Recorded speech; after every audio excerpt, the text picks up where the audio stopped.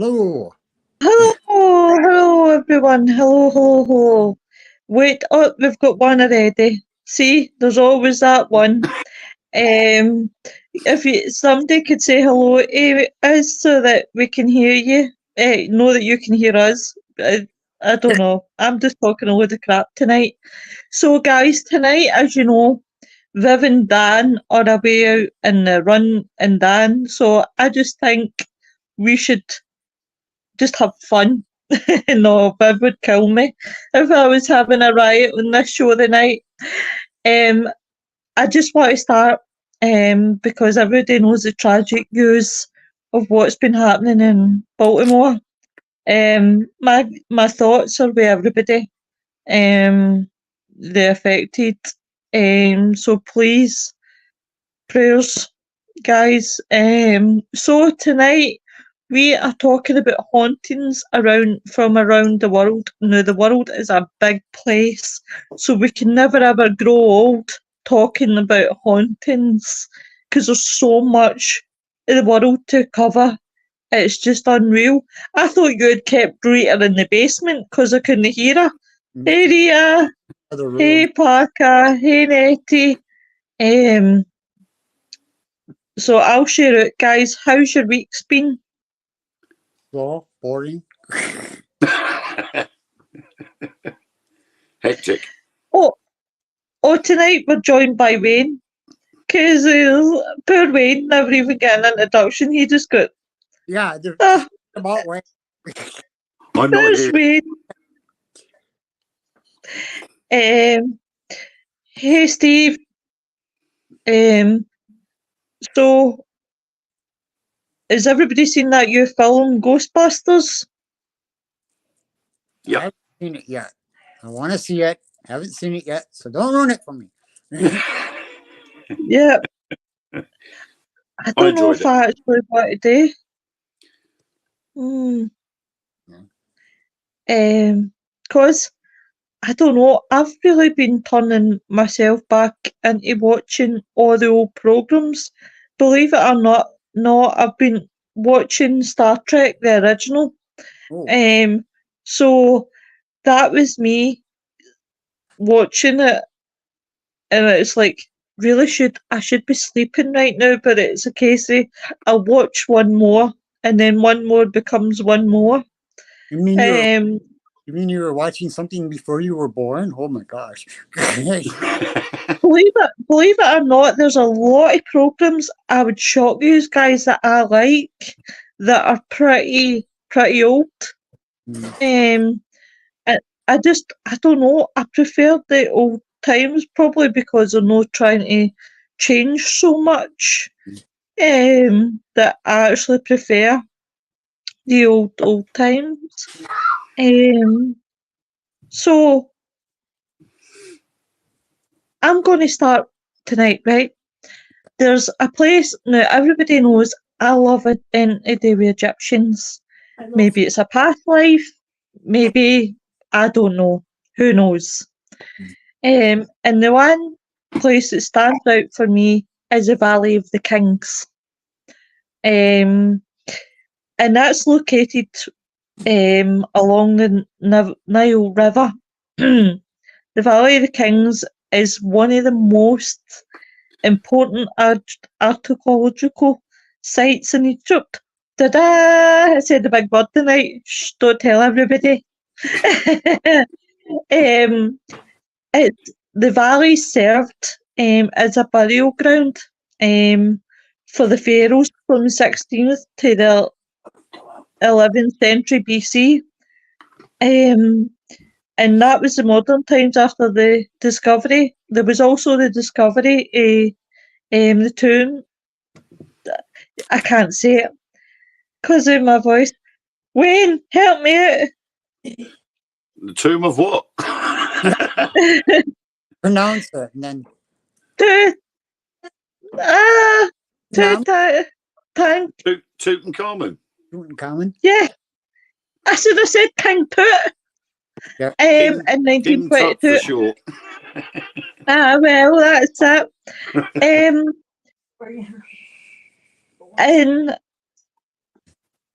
It's just, I think it's an amazing place.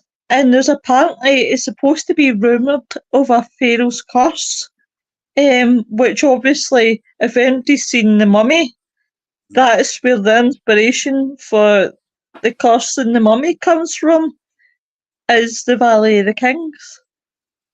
And today, even visitors claim, when they go to the Valley of the Kings, they claim to see an image of a Egyptian pharaoh riding a chariot pulled by ghost blackly horses. So that's my one. Do you think it was a pharaoh though, or do you think it was the queen because she used to dress like a man and do that? See, that's the thing. I think it would be, obviously. Oh, thanks, Rita. I think it could be the pharaoh, but there's so many sightings. It could be any pharaoh. Yeah. Think of how many, pharaohs there were. There were quite a good few number of pharaohs. Could be anybody. Hey, Noreen. Hey, William. William says the Valley of the Kings is truly incredible in person. It was an honour to visit. I can imagine how beautiful it is, William. Really, really beautiful. That is one I'm yet to go to. I went to Cairo and went to the Great Pyramid there, and I feel disillusioned by the pyramids and the Sphinx. Yeah. Because when you see them on TV, they look massive. They look really, really big. But when you're actually standing next to them, yes, the pyramids are big, but the Sphinx isn't. When you see the Sphinx on TV, you think it's really, really big. But when I was standing in front of it, I'm like, I'm sure it was bigger than this. But it's still amazing. But a word of warning to people, don't go in the middle of August. Because it's hot? Yeah, just a little bit. I must have lost about a stone in weight just by sweating going in one of the pyramids. Oh, wow. Oh, my God. And not exactly the best of access either. The actual walkways, they are literally so narrow that really and ideally you can only get one person along there. And if someone comes the other way to come out, you have literally got to press yourself up against the wall to let that person get past and then carry on again.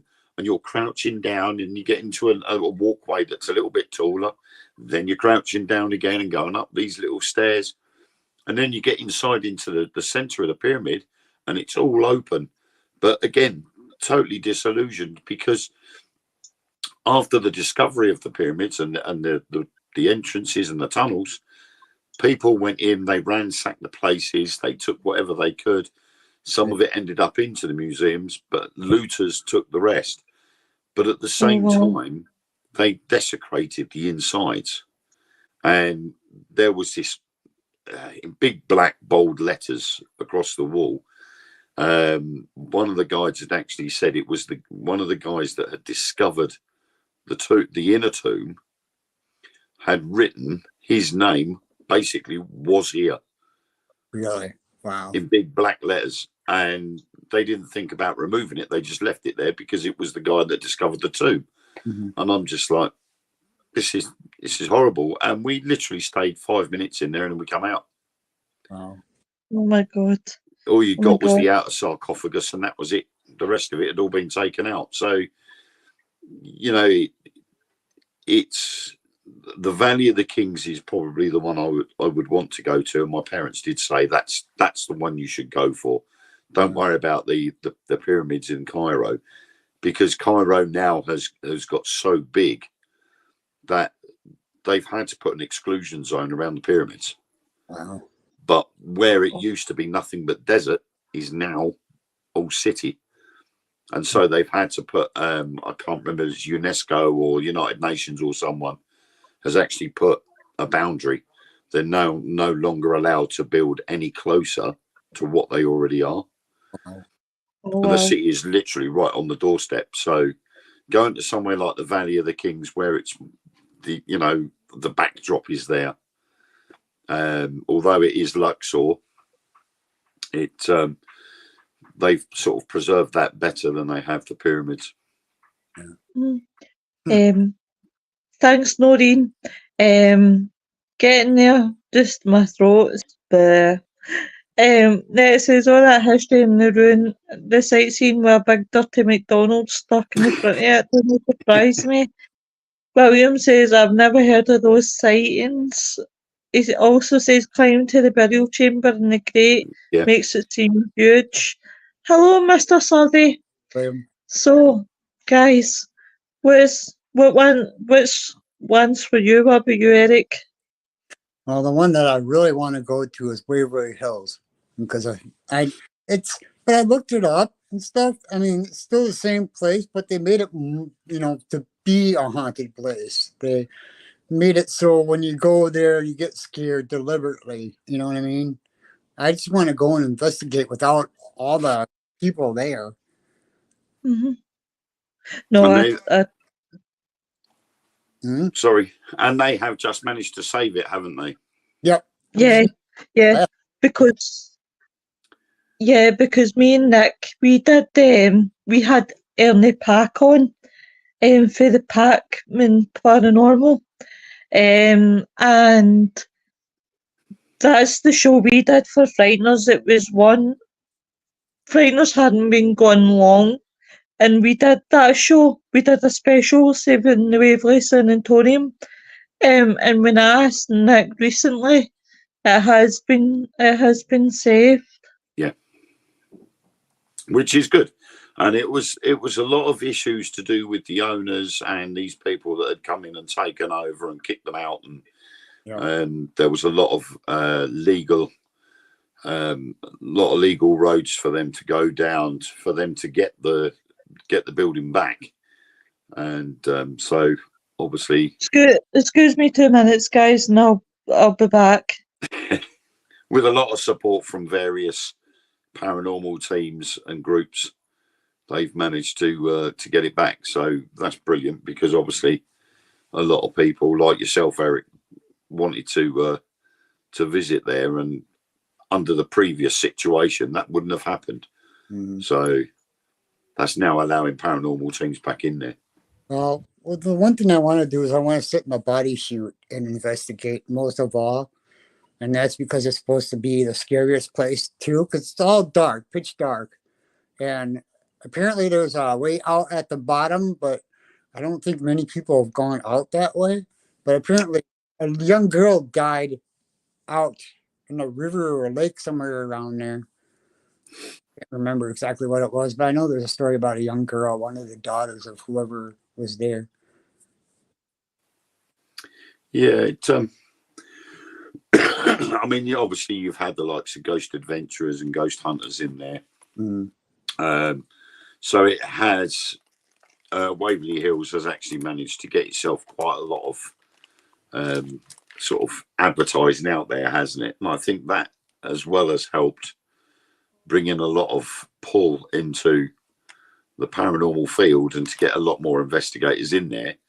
And I think after what had happened recently as well, that's just made people want to go there even more.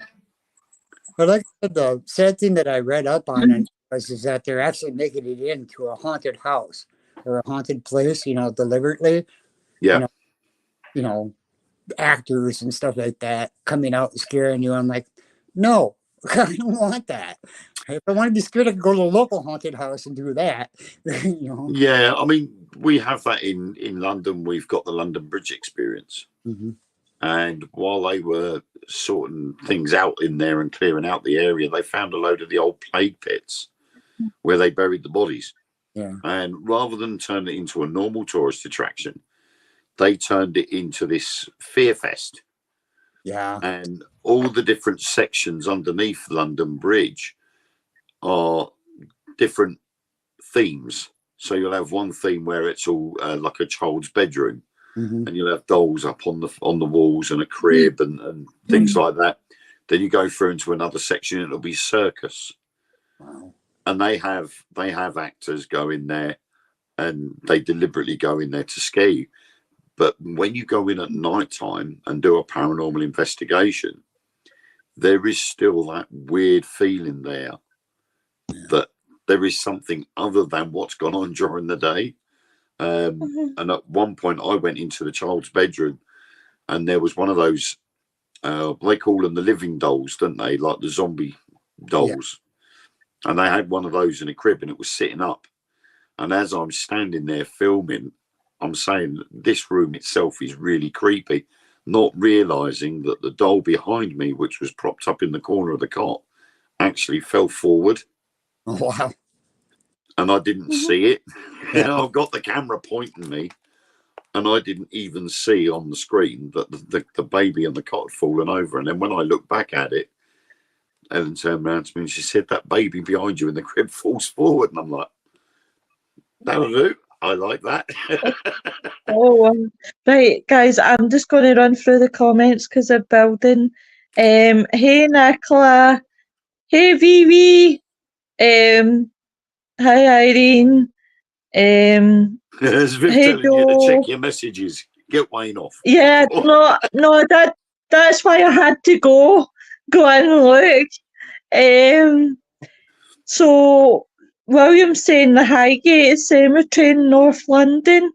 Irene is saying Eric trying to buy American money to send you unless you prefer yen, but the currency is still going strong between Japanese currency and the dollar.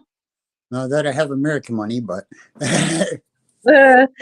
Emma Jane says Aston Hall has definitely got something in there for sure. I had a video I took of my children one time, and in that video I heard my name being said. Shit myself, honestly, it was years ago. What about you, Wayne? What's one for you? I had noticed one that I had heard quite a bit about, and I was going to write a little story. Well, a story similar to this location is now my fourth book, but it's the Monte Cristo homestead in New South Wales in Australia. Oh wow! That is supposed to be the most haunted location in Australia. And the reputation stems from several tragic events that had occurred there since it was built in 1885. Oh. So it's from its construction up to 1948, the Crawley family actually owned it, and they lived there. And during that time, they'd witnessed countless deaths, including a tragic death of a child who was dropped down the stairs. Wow. Oh, wow. So whether it was dropped or it was murdered by being thrown down the stairs. A maid to the family was believed to have fallen from the balcony, and a stable boy was burned to death on the property.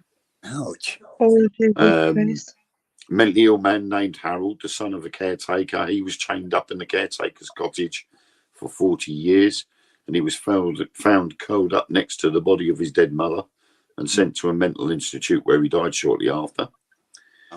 And then after the house was left in 1948, it was taken over by a group of caretakers, one of whom was murdered in the caretaker's cottage. Huh. So I wouldn't mind going there. Sorry, I'm laughing at that Nick, the dick, even. Oh, I'm watching you, let everybody else talk.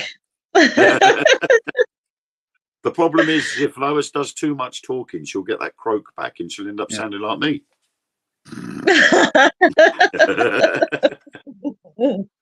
Yeah, don't want to do that. Listen, I sounded awful manly today. I was very, very manly. I wasn't hairy, so. Oh. Really manly. Well, I've got one. We're off to the Czech Republic now. We're off to the Czech. I'm trying to get places that people barely talk about. So, Czech Republic, St George's Church. It was originally built in 1352, St George's Church. It's 125 miles east of Prague, and it has quite a history.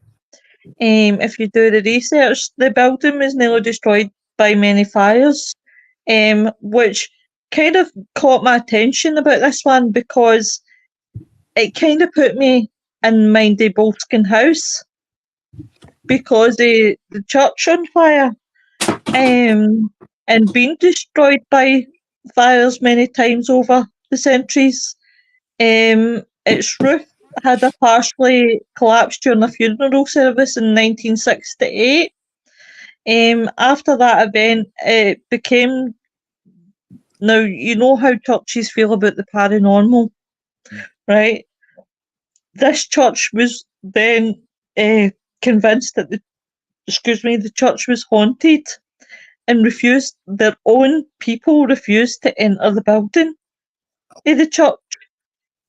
So you can imagine what happened with that scenario. The church was abandoned and then it was stripped by robbers and fell prey to vandalise, just like every other church.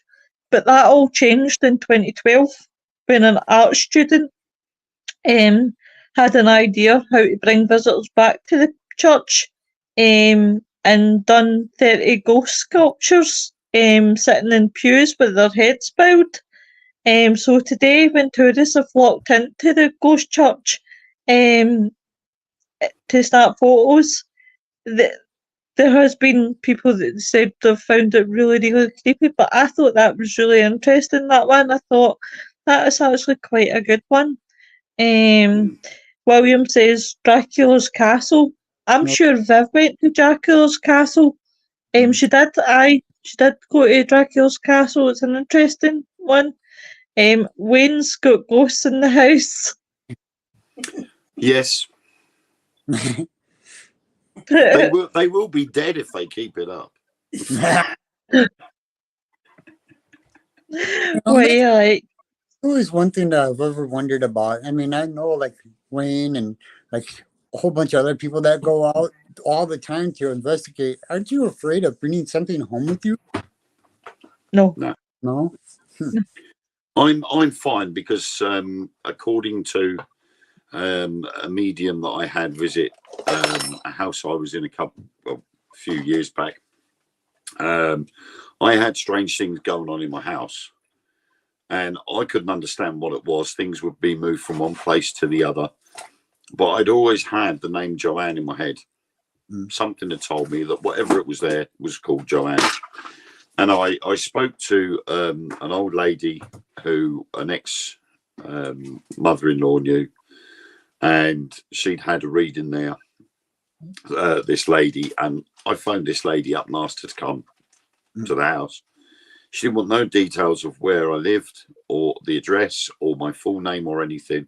I met her at a bus stop, walked her to the house, and within 5 minutes, she'd given me the full name and confirmed that there was a spirit by the name of Joanne there. Wow. But then what got me more than anything was she said I was her dead husband. Wow. Oh my God. Apparently, my name used to be Michael, and during the outbreak of the Second World War, I was part of the British Expeditionary Force, and I died in the evacuation of Dunkirk. And she died a year later. And when I checked with the records office, that she did live there, her and her husband.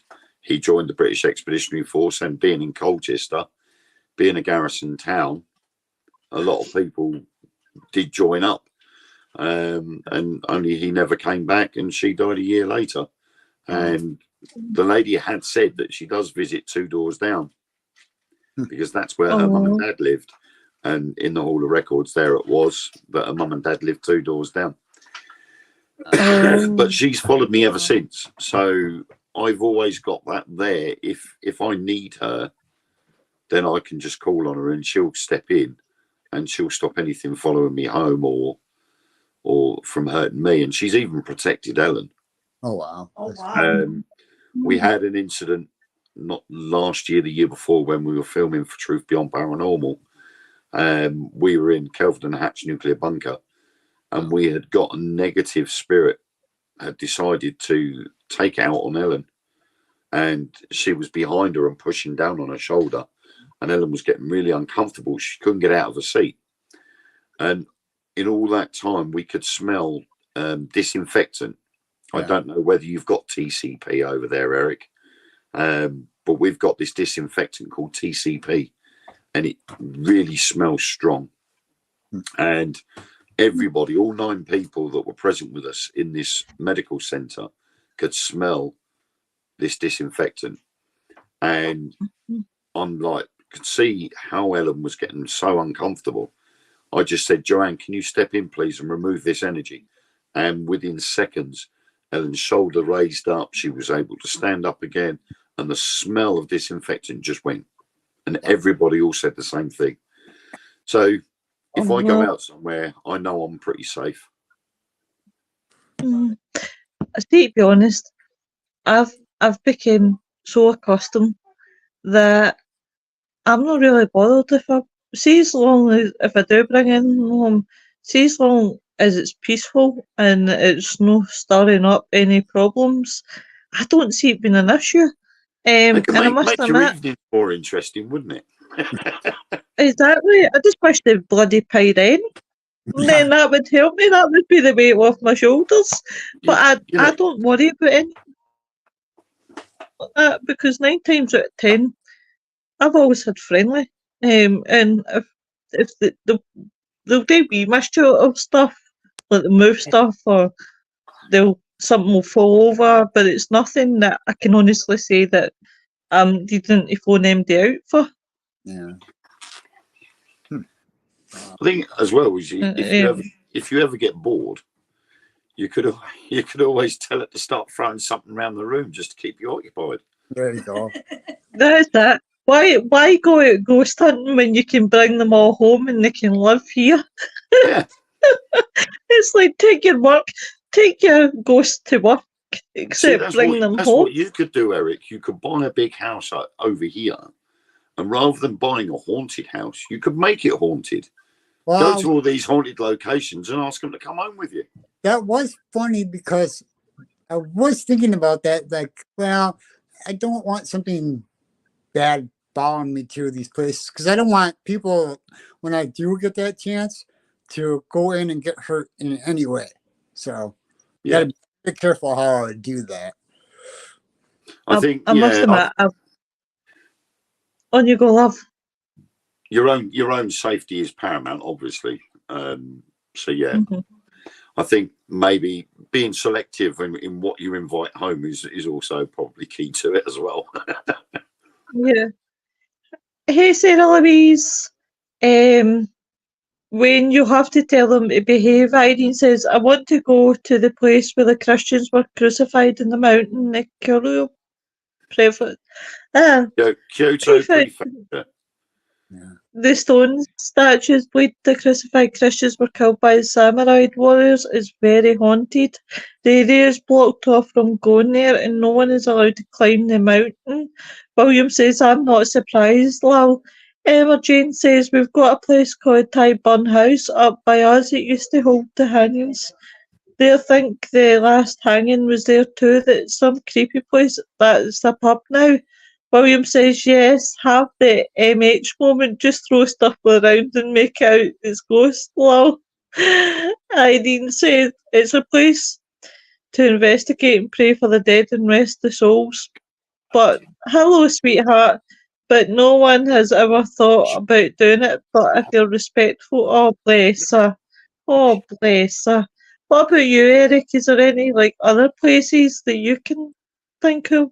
A couple sanitariums, here and there that, with all the past thing that was going around, everybody stopped doing them. They stopped opening them. So, a lot of them went out of business. So I don't know really, but I'm hoping to get out when it gets warmer finally and stops raining all the time now.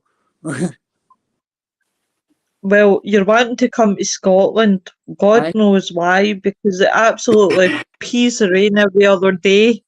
Well, that's fine. I'd rather have rain every other day than 12 feet of snow 3 months out of the year and then all of a sudden just rain. No.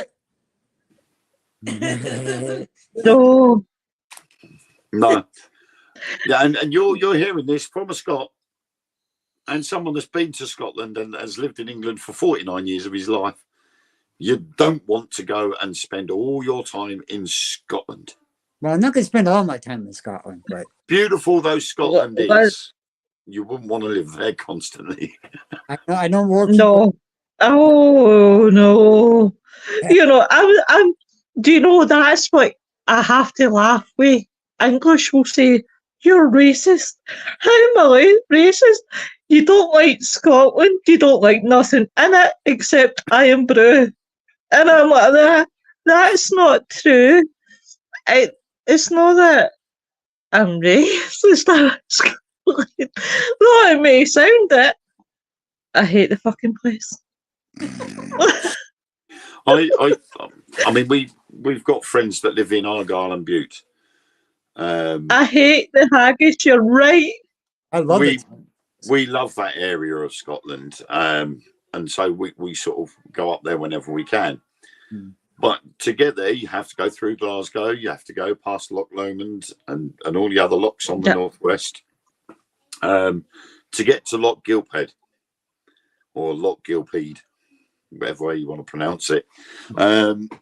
And we love it up there. And we've said that once the kids are old enough and they've all gone off their separate ways, we'll retire up there. I don't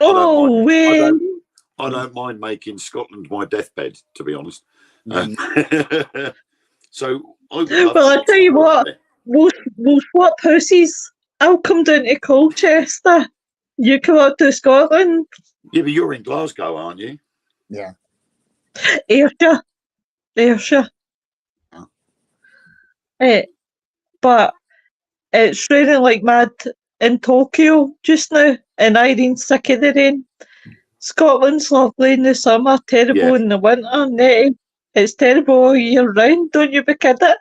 Emma Jane says, I'd love to go to Scotland. Oh, see, it must be, no, but it is. I think it's like anywhere. See, if you've lived in it for so long and you become biased against your own country, really, because there's many it's William I'm laughing at. I'm trying not to laugh while looking at William's comment. But it's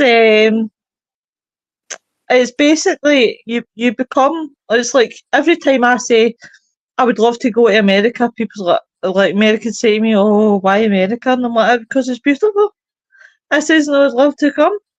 And then you've got like yourself, like the loves England, and there'll probably be people say to you, I love England, and you're going, why the hell do you want to move to England? I think we've all got that wee bit biased about where we come from. Well, it comes from a medium way. America is beautiful, but there's too much of a danger of being shot everywhere you go. And that's my problem with it. That's right. That's no different to being here. We're always getting worried about getting stabbed everywhere we go. Yeah, I mean, I can handle because I can. Well, that's it.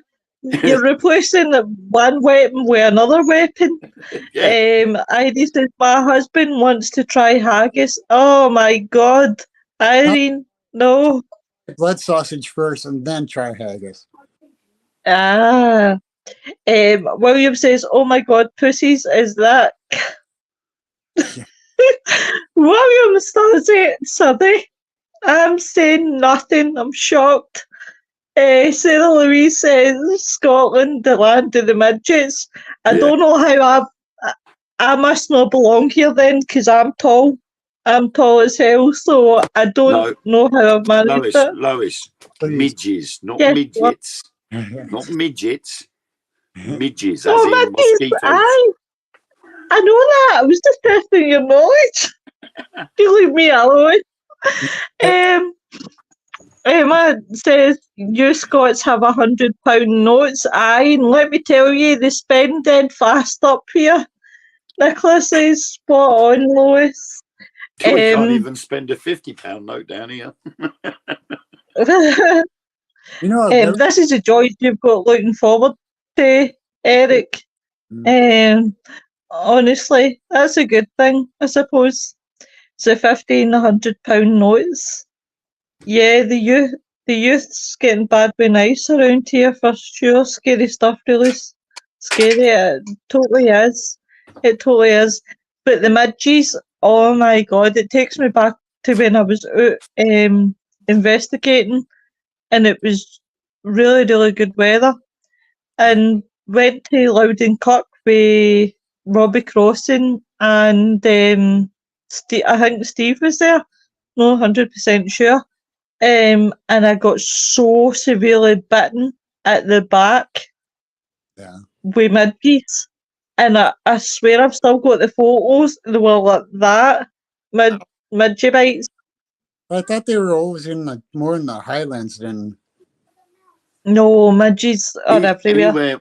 Yeah, I mean anywhere where there's water, really. If you've got any marshland or pond or anything like that, midges and mosquitoes will pop up from anywhere, as long as there's warmth there at some point to allow the eggs to hatch. Yeah, and then you get the little water mites or nymphs or whatever they are, and then obviously they go into the mosquitoes.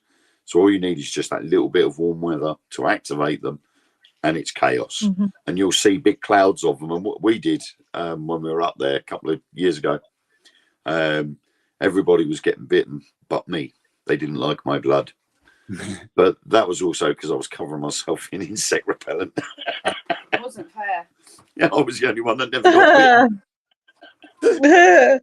Even if you smoke, that's even an advantage as well, or vape, because keeps them away. They didn't me. Yeah. Oh, my poor wee Ellen. Get bitten. Nicola says, I used to work on cruise ship. Understatement. I was eaten alive by him. Oh, poor lamb. Nicola says, I used to work on cruise ships, travelled the world, but there's no place like home. I can imagine. Emma says, lovely to catch alive. Don't know what happened for months. Like, they just want to show me what they want to show me. They left followed and got the late. No buts for lies. Have to go, but have a good time. Thank you very much, Emma. Thanks for coming. Oh, there's Terry Two Willies. That poor man. He's got a complexion. Every time I see him, it's Terry Two Willies. Irene says, we've got these big, huge mosquitoes and they bite and it stings. That's why they have a vaccine here. We don't have in for that, Irene. No, it's because our mosquitoes aren't bad enough. Yeah. Bad.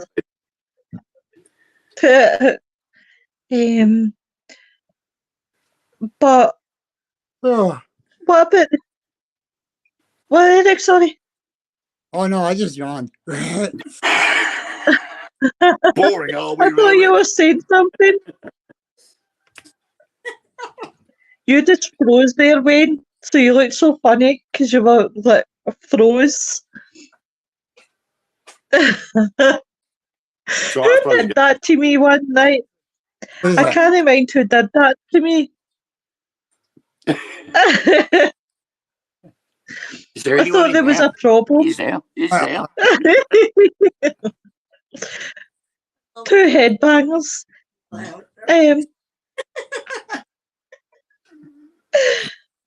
I must admit that happened to me one night. Who was it? What, it was Ian. I wasn't headbanging, you cheeky beggar. Hello, Ian. I did that. I would end up. Either you get haunted by a ghost or you get bitten. Choose your poison wisely. Oh, Irene. But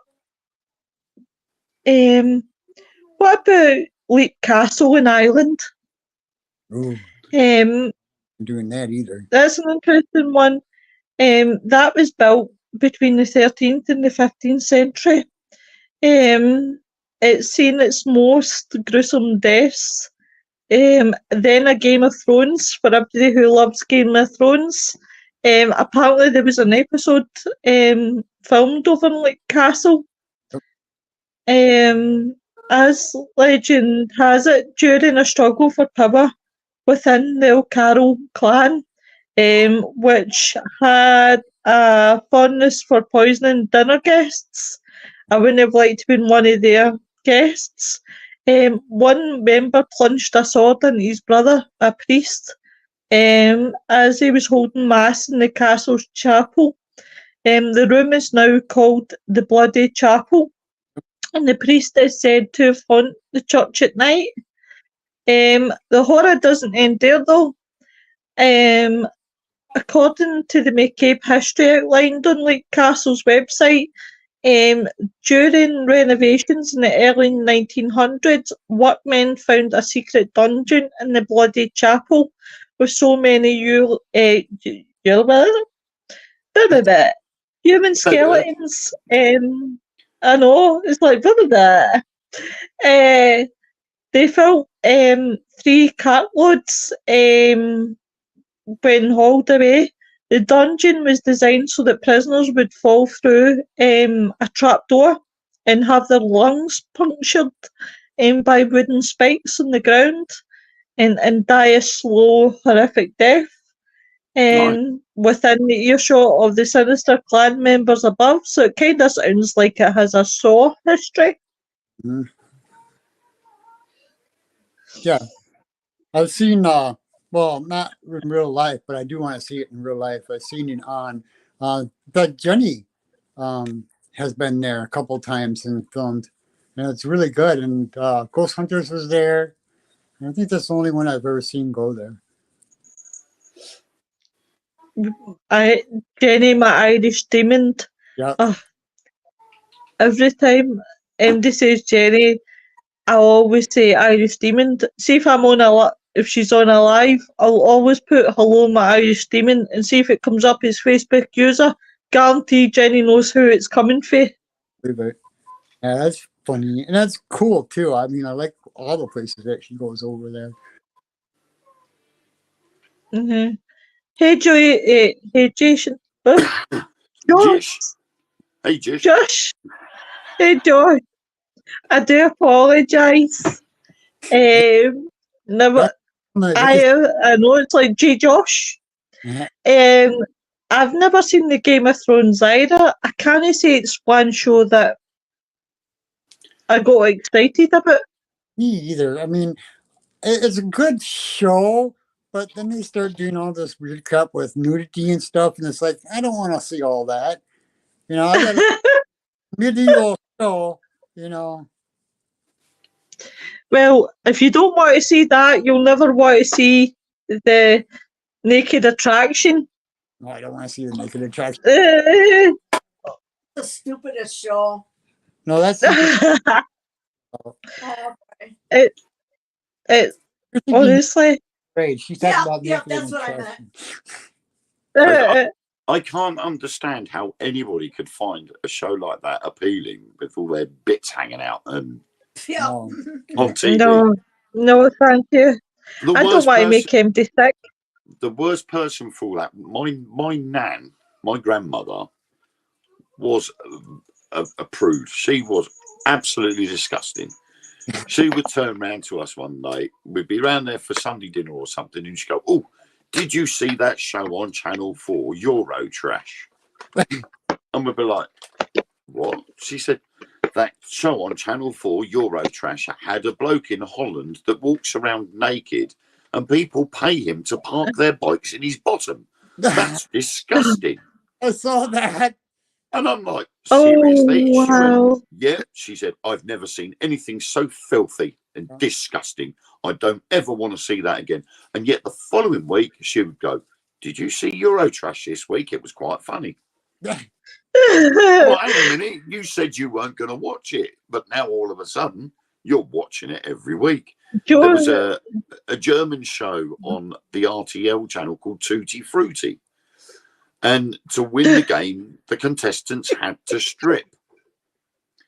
So they would get up on this podium and they'd start taking clothes off to earn points to win the game. And hey, Bri.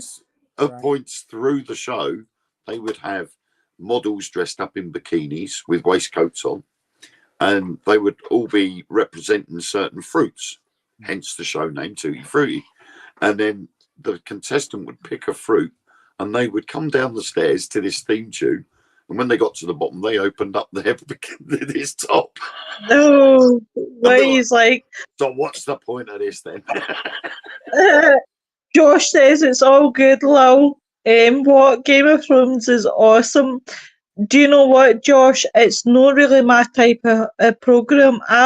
This is what I was just saying to the guys before earlier on. I've become really, really old school and started watching like Star Trek, the original and things like that. So that's my muse. I'd rather watch old programs than watch a thing with right show us the dragons. Here. Don't use to be having a date in my chat tonight. Here's Annette and Bri. But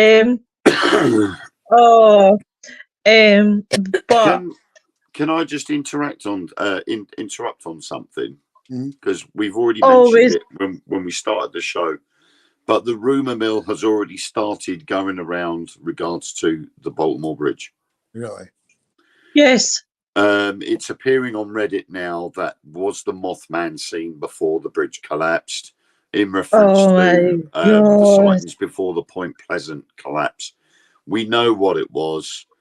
You know, everybody's now pretty much seen the videos. It was something to do with the container ship losing power, therefore losing steering, and it hit one of the main support struts. End of. Oh my god. I know. Do you know what? There's going to be a load of conspiracy theories about it. There will be. And do you know what I would do? You know, I was watching the press conference earlier on, shortly after the rescue teams had arrived. The mayor was there, and all the head of departments was there. And one reporter really got on my nerves, and I so wanted to jump into the screen and wring the reporter's throat, because the first question she asked was, "Do you think it was a terrorist?" Yeah. They went down the terrorist route straight away. And we're like, hang on a minute. For the last hour, we've all seen the videos. It's been constant on news channels. It was to do with a container ship. Mm-hmm. Well, that's what Josh said, that we're hearing terrorist attack here in the USA. Watching Knight Rider. Knight Rider's brilliant. Oh, David my favourite was Hasselhoff. Airwolf. Yeah, mine too. Oh, never seen that. I don't. Here's a compliment for you. She can't go to England so long to fight for a loss. Josh saying that about the Mothman going from Chicago over. There was rumours that the Mothman was seen before the Chernobyl explosion. He was also seen before the Fukushima plant in Japan went critical. There's been a lot of disasters around the world where apparently Mothman was seen, including the Indonesian earthquake. Wow. So, you know, the Mothman being an entity, and obviously with Point Pleasant, there was also a lot of UFO sightings in that area. And if they've got the technology, they could get from Point Pleasant to Chernobyl to Japan to here in England. Yep. In a second. Matter of seconds. They wouldn't need to worry about distance. Yep. No. Go ahead. Bryce says, I hear there was a detonator points at the same time. Detonation point? No. Detonation. Again, I personally think that's all just conspiracy theorists have started the rumour mill going. And I just think it was just just an accident. I mean, I watched the full video earlier on. The ship has 2 pilots, and the 2 pilots, they know that river like the back of their hands. They guide the ship out. It's nothing to do with the crew. It's the 2 pilots that steer the ship out. The problem then is if you've got a fault that takes the electrics out, you lose all steering. And when you've got a fully loaded container ship that loses power, you've got no steering. It's going to take a long distance to stop a ship like that. And they managed to get the electrics back on twice. But unfortunately, the second time they got the electrics back on, it was too late. Yeah. It was just it was just an accident. I really don't think it's got anything to do with terrorism or the Mothman or anything like that. And to be honest, if I was in that way inclined and I wanted to create something that catastrophic, I would not do it at 1 o'clock in the morning. Yeah. No. I would have done it 6 hours later. Yeah. Oh, You would have then caused total carnage. So I'm ruling terrorism out. It's not even just that, it's just the automatic assumption. I mean, why is people, it's terrible. When it was a skinwalker, don't you start Terry Poo Willies or that'll be the rumour mill the morrow. It was a skinwalker. But it's a really sad situation. But I've always said this when I hear you guys talk on your shows and stuff like that. You're assuming that the universe runs on time, and it doesn't. There's no such thing as time or space. It doesn't exist. No, time was a man-made invention. Yep. That's why you had the natural lines of time. You have to alter your clocks, and then you've got the summer savings time and all of that, where your clock's going forward or clock's going backwards. That's all because mankind has invented that system so that everybody would fall into that way of thinking. Yep. That's all it is. The sun goes up, the sun goes down, but it's not exactly 24 hours in a day. That's why we have a leap year. And then it says it's the worst invention ever. Time? Yes, it is. I agree. Oh God, aye. Pain in the backside. But it's been really good, us 3. We've been the dream team. We have. Are you doing your knitting, Eric? No, I'm doing something else. No, I'm asking him where he thinks I'm taking the pee. I was being serious because I could see Eric's horns gone 10 to a dozen. I'm doing a sleeve for the string or for the yarn for it. I hear somebody. Pick one. Everybody has a cat. Oh, the one that has the bell on his neck. Oh, that's Wayne's. Your cat has a bell. I hear it on all your lives. Not tonight. I think 3 of them are asleep in the living room, and one of them's in a weird zombie stupor on the draining board.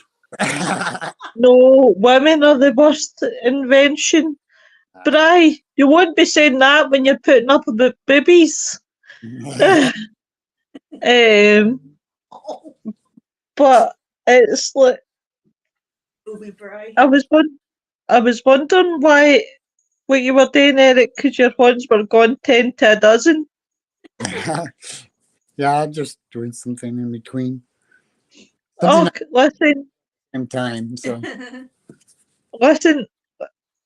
If it keeps you entertained, honey, keeps you entertained. Yeah. All right. No, that's fine. I thought that I had thing me. So next week, guys, next Tuesday, we will be doing the Singapore experiment. We will be doing that one.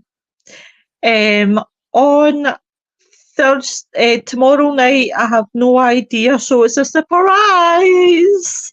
surprise for you guys tomorrow night. On Thursday, we will have Sharon Day coming on the show.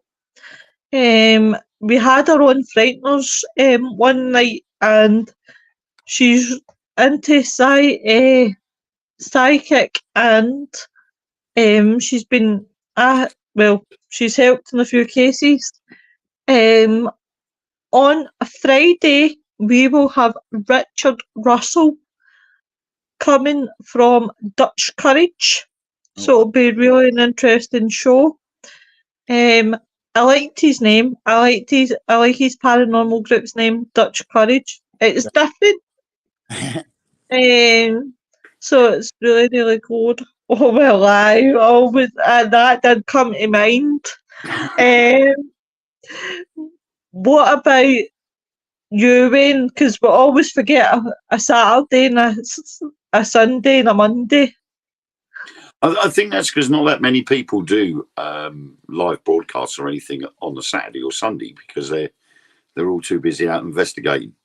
But I did the live reading on Sunday for Cliff Jones's entry into the Spookanori competition, which went really well.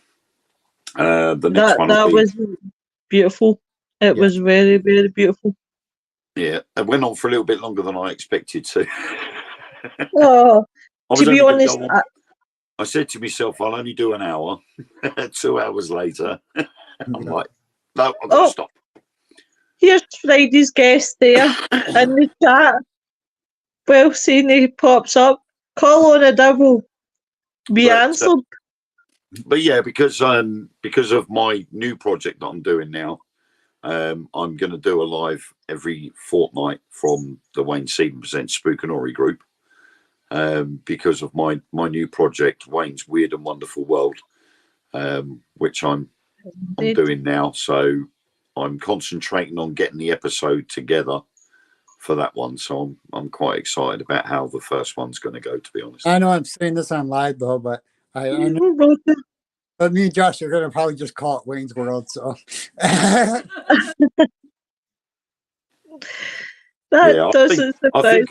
think I'd get done for copyright on that. That doesn't. Is that like having a red Carlo? Aye, just a bit. Hey, Nicola.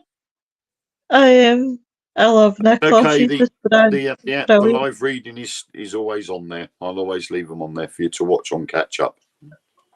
Yeah.